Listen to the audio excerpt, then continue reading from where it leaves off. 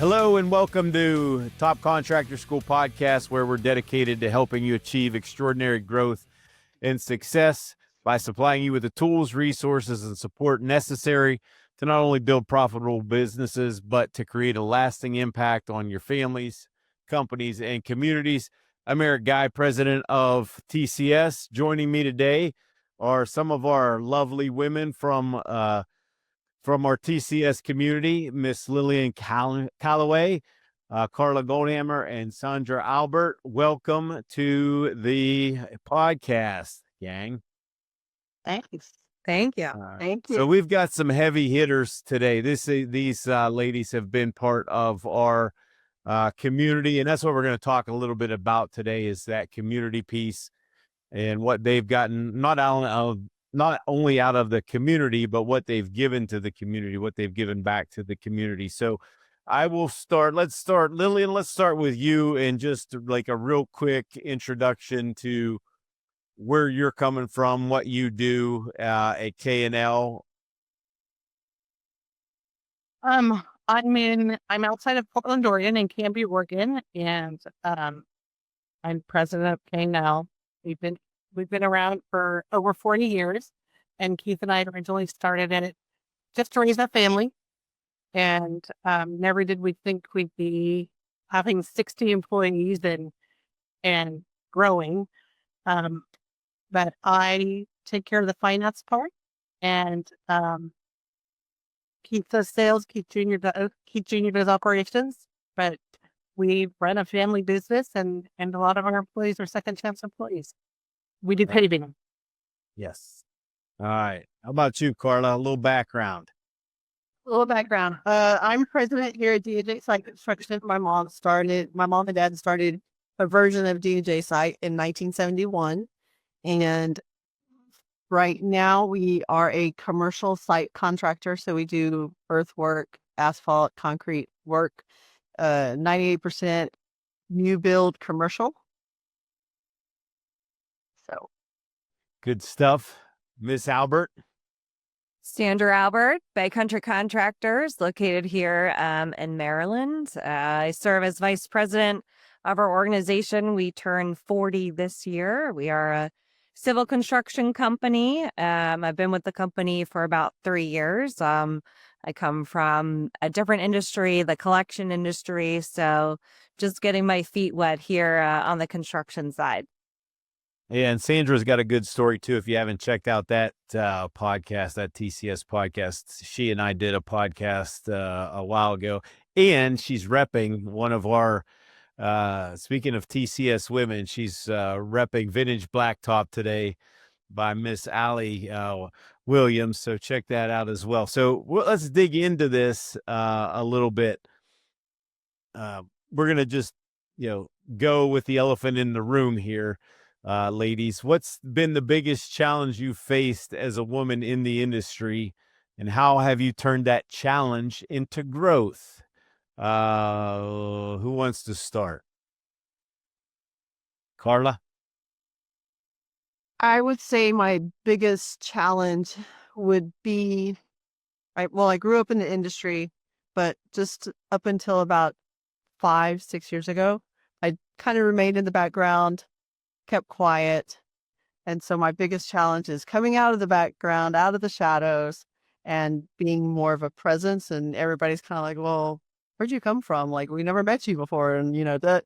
So just getting myself out there and getting them to understand, that I know what I'm doing. I'm here, and accepting me as a leader in the industry. Yeah. Sandra? I'd say that one of the biggest challenges simply has just being taken seriously in spaces that really weren't traditionally built for women. Early on, I felt like I had to prove myself twice as much just because I was a woman. But over time, I realized that instead of trying to blend in, I needed to stand firm in my voice and my knowledge and my leadership style. And that shift allowed me to not only gain respect, but also to be able to mentor other women and simply, showing them that they don't have to fit a mold to succeed. Lillian? I would agree with Karla and Sandra both. I summed it up as speaking confidently and operating confidently, because this is a man's world. Construction is a man's world, and learning how to hold your own, to go into a room. Because I do this with my spouse, oftentimes I will just stand behind, and I've had to learn to stand equal with him and take the initiative and introduce myself to the men in the room, so I can be an equal too. And that's probably been the hardest, is just being present and doing it confidently instead of being timid and quiet. As Karla said, that it's like, oh, where'd you come from? Well, I've been here all along, but it's just the confidence. All right, we're going to start with you now on this one, Lillian. Looking back, what's one leadership lesson you've learned the hard way that you'd want to pass on to other contractors? I actually thought about this a long time, but for me and the areas that I run, it is just as real estate is location, location, location. In my world, it's document, document, document. So many times we all learn how to do things and no one documents anything. And then you have to go back and you have to figure it out. And when you're trying to grow, that documentation is super important, because you can go back and say, here's the process, here's how it's written. And if you're gone, someone else can take over for you. And that goes anywhere from office work out to the field as well, because it translates so that in the end you have a full documentation of how to run your business and you don't have to be there. What about you, Karla? Like Lily and I thought about this a lot the last few days.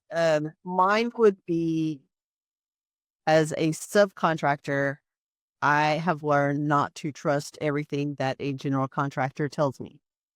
They want to get the job done just as fast as we do.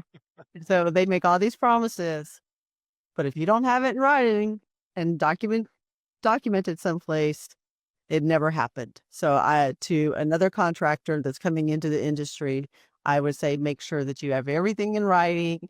You confirm every conversation that was had, either in the office, on the phone, just email, text message, have it documented and everybody agrees with it, or you're going to be left out in the cold. Yeah. Sandra? This one was a hard one for me. My hard lesson was that not everyone will see your vision right away, and that's okay. Early on, I tried to carry everything myself. And what I've learned is that leadership is about equipping your team to carry the vision with you, setting standards, communicating clearly, and really trusting them to execute it. So speaking of vision, what have you found, and we'll start with you, Sandra, what have you found to be most effective ways to build trust and culture with your teams? Do what you say and say what you do. Show up. If you have, your guys are showing up late to the site, well, what time are you showing up to work? If you've asked them to stay to, finish up a job, are you sticking around to finish up a job? Right? Like, are you the example? Are you taking out the trash? Or are you making somebody else take out the trash? It's really about, you set the tone, you set the standard in your business. So if you're not being the example employee, but expect to hold them to a different standard, it's never going to work. Karla? I will agree with that. I always say that we never ask anybody else to do something that we're not willing to do ourselves. And what's really helped me get the support of my team behind me is just walking up and going, how are you? Or if they need to come in and talk, sometimes it's not comfortable. Grown men crying, and upset, and you just sit there and hold their hand and talk through it with them and listen and let them know that you understand and you care. But like Sandra said, you have to set the example. Lillian? I don't know that I can add anything to that. I think that is definitely, we tell our guys there's nothing that we will ask them to do that we're not willing to do. And that includes night shifts, morning shifts. If we're asking them to work a night shift, we show up and bring them dinner, hang out for a while, let them know that we're in the boat with them. And also what Sandra said, do what you say you're going to do and live by that, even if you don't want to sometimes. But yeah, it's just living what you say. And talking about community and things like that, all of you have been with TCS for a while. What are some of your highlights and takeaways, or maybe even what motivated you to join TCS in the first place? Lillian, we'll start with you.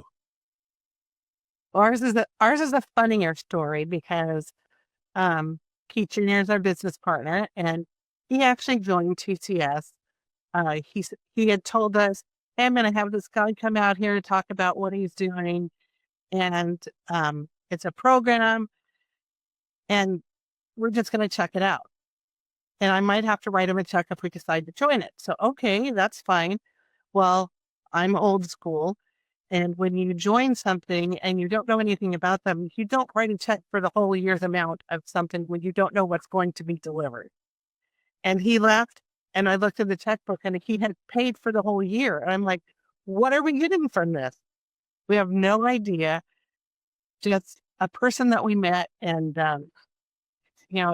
so Keith Senior and I we were in the background for quite a while because we wanted this to be Keith Junior's thing. He wanted to join it. We wanted to let him do what he needed to do. And then Brian came to us and said, well, why aren't you guys on any of the calls? Why aren't you joining any of this? Well, we said, well, we didn't join. Keith Jr. did. He said, no, your company joined.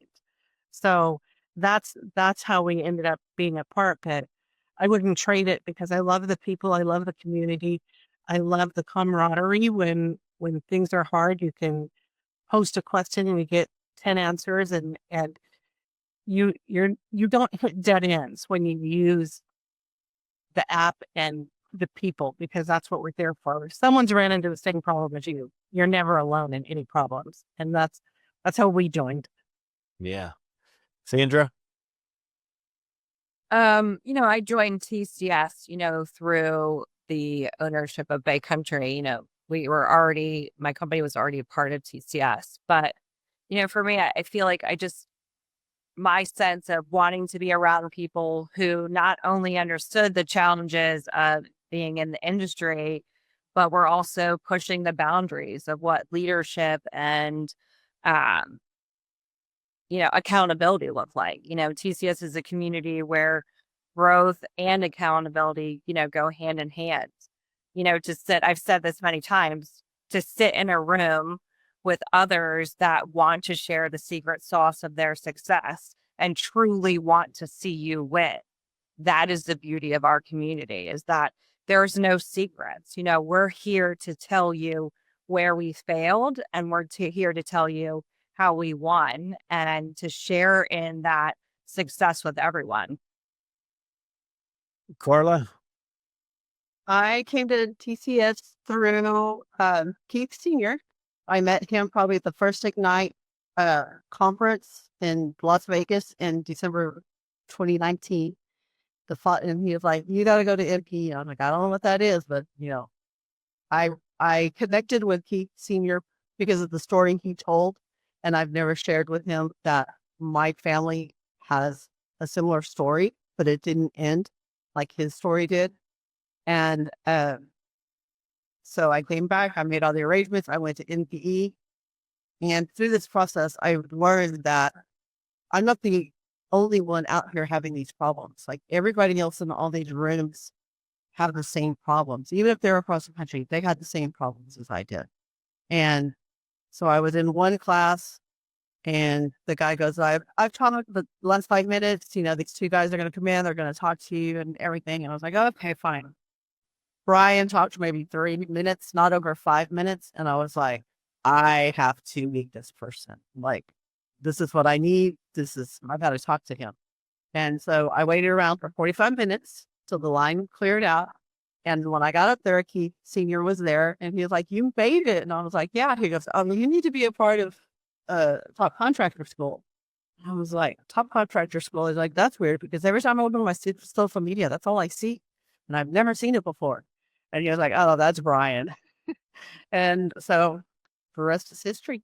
I haven't ever left in the last 5.5 years. Yeah. And speaking of that strong membership, I'm going to ask you, I didn't quite prepare you all for this, but I'm going to ask you to potentially feel what might sound like bragging a little bit. But I want you to be honest with it because I have the answers to this already, and I've only been part of this school for a couple years. And I want you to tell this story because I want to encourage other people, especially other women, to get involved if they feel like they need to get involved, especially in construction and things like that. What do you feel is your biggest asset to the TCS community? Who wants to go first on that one? Karla, I'll let you go first on that one. I'll go first. Like Lillian said, she didn't join the class, the meetings, the Zooms through COVID and stuff every week. So for months, I was the only female on there with all these men. And they're talking about steel coating and asphalt out on the jobs. And I was just like, what am I doing here? And but I sat and I listened and I learned. And if it's something turned around, it's difficult to ask a question and only a woman could answer. I was like, finally, I have an answer. I can put something in. So I guess my greatest compliment for IBM is being that woman. For a long time. Lillian? I care about people, relationships. That's if there's something that I can help with, I'm willing to help. Yeah. And to share knowledge and lessons that I've learned and documentation. And I remember the first time when Sandra came and sitting down with her and Daniel and opening our notebook and all of the things that we could walk through to document, to show them, this is what you need, and then this, and then this, and this is how it all goes together. Was so fun. So I'm sorry about that.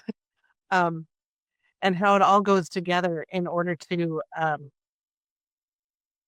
make the whole system work and to build upon it, and where you start with your vision and your mission, and then you go from there. And it was a great time. I loved sitting down with Daniel and Sandra just so that she could get an idea, because there was a camaraderie of she was doing the same things that I was doing, and I was able to give her some answers. And that and I like to do that. I like to talk with people and say, where are you? What next step are you searching for? Do we have something that can help you? Because that's the joy of the community, is sharing your knowledge and not having to rebuild the wheel every time something else comes up. Yeah. Sandra, and you've only been in this industry for a couple of years, but you still have a lot to offer. What would you say is your biggest asset to the community? To be able to be surrounded by women that, come from all different backgrounds and walks of life. I think my biggest asset is just being able to mentor and be mentored. Both Karla and Lillian have both mentored me. And for them to pour into me, to have a community that is willing to take the time, I can pick up the phone at any time and call any of these women, and they will literally stop what they're doing to help me, to be a part of something like that, to be able to say that, I've had women that have been in the industry their whole life to pour into me, or to be able to mentor women who have, switched, careers and switched industries like myself, that I can help them thrive. I think that is what really brings our community together, is that we're all here for mentorship, but we're also all here to mentor each other. Very well said. You guys did a good job on that question. So we're going to go to the rapid fire questions, but I don't think I've ever done rapid fire questions with three people. So we're going to start with Sandra. We're going to go to Karla, and then we're going to go to Lillian. Okay. So Sandra, are you ready? Do it. Okay, here we go. So what's one leadership book that's had the most impact on you? Leaders Eat Last by Simon Sinek. Great book. Great book. Leadership isn't about authority. It's a way to create an environment of responsibility where people feel safe and valued and inspired. Coffee or tea to get through a long day? Coffee and extra shots of espresso. Give it to me. Okay. If you could give your younger self one piece of advice before starting in this industry, what would it be? Don't be afraid to take up space and use your voice. The construction industry can be super intimidating, but with confidence grows. With the confidence, you grow, your trust grows, your knowledge grows. Lean into learning and building relationships along the way. That's what's going to make you successful. All right, Karla, are you ready? I'm ready. I have three for you. What's your favorite tool, either business or construction, that you can't live without? It'd be business. It'd be my laptop. My laptop All right. do anything. Who's the leader that you admire and why? Colin Powell for his communication and integrity. Good answer. I like that. If you weren't in construction, what do you think you'd be doing? Running a daycare. Okay, wonderful. Great answer I'd so say far. a model, because she's so beautiful. Thank you. All right, Lillian, you're last. You ready for your three? Go for it. All right. What's your go-to stress reliever after a tough week? A movie. There's zero conversation and you can't answer any phone calls. I love your answers, all of you. These are wonderful. What's one thing people would be surprised to learn about you? Most people are surprised to find out that we have 7 kids. And simple answer there. Yep. And how many grandkids? 18. 15 granddaughters, 3 grandsons. Wonderful. What's the best piece of advice you've ever received from your family about business or life? Don't try and reinvent the wheel, because you can't do it alone. You always need people. Yeah, we're always trying to look to bring women into the industry, but good women like all of you, and some of the ones that have come in recently, especially some of the ones that have come in really recently, are just top notch like yourselves. Last question then is, what advice would each of you give younger women starting out in the trades or stepping into leadership roles? Karla, you want to go first? Yeah, I'll go first. My advice to them would be, 1, believe in yourself, stand tall, and don't be afraid to ask for help or, ask questions. Lillian? I agree with Karla. Be confident.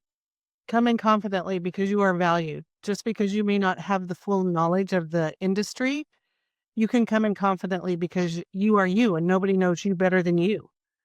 So believe in yourself. Sandra? Um,